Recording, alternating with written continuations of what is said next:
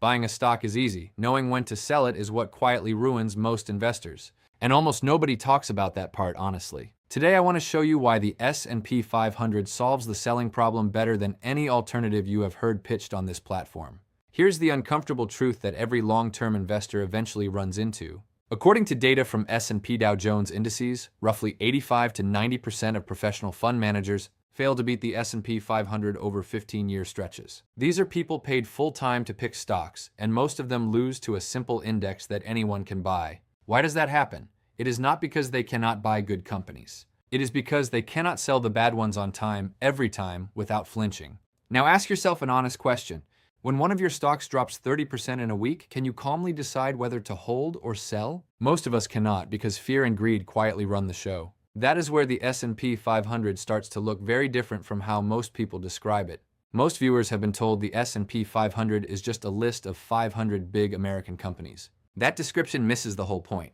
The index is actually a rules-based filtering machine. A committee at S&P Dow Jones Indices adds and removes companies based on things like market size, trading volume, and sector mix. Some people online claim a company must show 4 straight quarters of positive earnings under strict accounting rules to get in. That specific rule is not accurate, but the deeper idea still holds. Companies that stop measuring up get quietly removed, and stronger ones take their place over time. So when you own an S&P 500 fund, you are not really picking stocks. You are outsourcing your selling decisions to a system that does not panic, does not check the news, and does not lose sleep.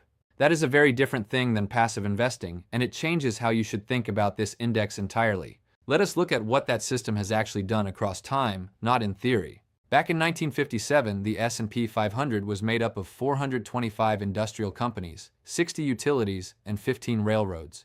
Picture that for a moment. Railroads were considered core American infrastructure holdings back then, and they were right there in the index. By 1975, the top 5 companies were Exxon, General Motors, IBM, AT&T, and General Electric, according to historical market records. If you were an investor back then, those names probably felt untouchable for the next 50 years. Now fast forward to today. As of April 2026, the top 5 companies in the S&P 500 are Microsoft, Apple, NVIDIA, Amazon, and Alphabet.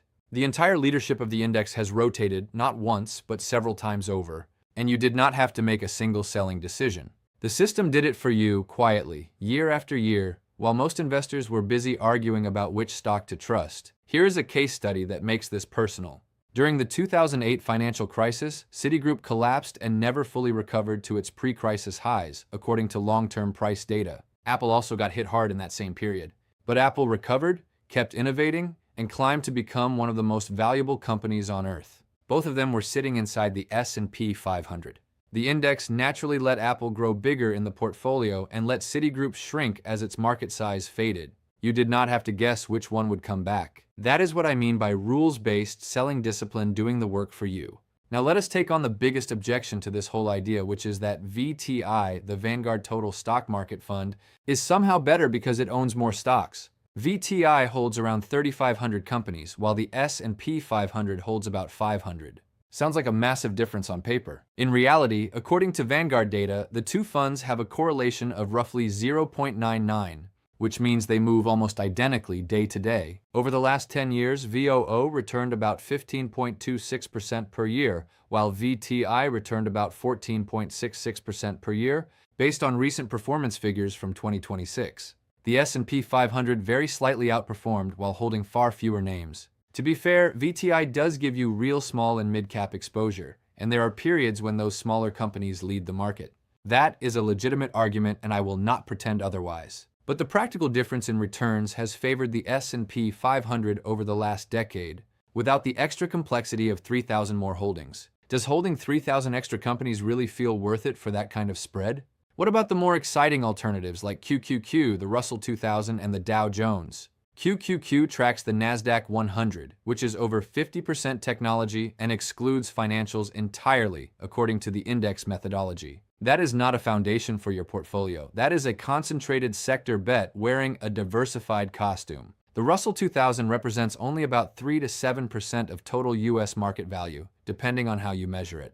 The small cap premium sounds beautiful in academic papers, but in practice, performance has been inconsistent for long stretches. And the Dow Jones? 30 stocks, price-weighted, covering roughly 20 to 25% of the market. It is a historical relic, not a modern foundation. Now for the objection I take most seriously because you deserve full honesty here. The top 10 stocks in the S&P 500 now represent over 40% of the index according to recent index weightings. That is real concentration, and it is real risk in the short term, especially toward technology. I am not going to wave that away. However, remember what the top 5 looked like in 1975. Exxon and General Motors sat at the throne, and today they are nowhere near it. Concentration shifts. The filtering mechanism is what stays permanent. S&P 500 companies also earn roughly 40% of their revenue from outside the United States, which provides more diversification than a purely domestic view suggests. So which version of the S&P 500 should you actually own? Here's the clean answer. VOO has an expense ratio of 0.03%, and IVV matches that at roughly the same low cost based on fund provider data. Both are ideal if you plan to buy and hold for decades without touching anything. SPY has a higher expense ratio of 0.0945%, but offers extremely tight bid-ask spreads and massive volume across every strike and expiration. That liquidity becomes very valuable once option strategies enter your plan. On the mutual fund side, Fidelity offers FXAIX, Schwab offers SWPPX, and Vanguard offers VFIAX. I do want to be fair here too. SPY is not the only vehicle for options. SPX index options can offer tax advantages under Section 1256, and experienced traders sometimes prefer them for that reason. So the simple decision tree looks like this. If you want to hold for the long term and get on with your life, VOO or IVV cover it. If you plan to build option strategies on top of your core position, SPY gives you the liquidity you will need for clean trades. That is the whole decision, stripped of the noise. This is why I do not call the S&P 500 passive investing anymore. It is a rules-based selling discipline outsourced to a system that never panics, never falls in love, and never reads the news. It removed the railroads. It rotated past General Motors. It will rotate again when today's leaders fade, whenever that happens. You do not have to decide. That is the whole point of using it as a foundation.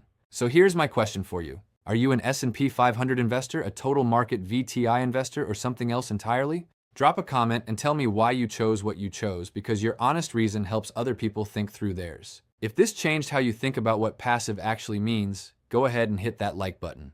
In the next video, I want to show you exactly what you can build on top of this foundation once it is in place.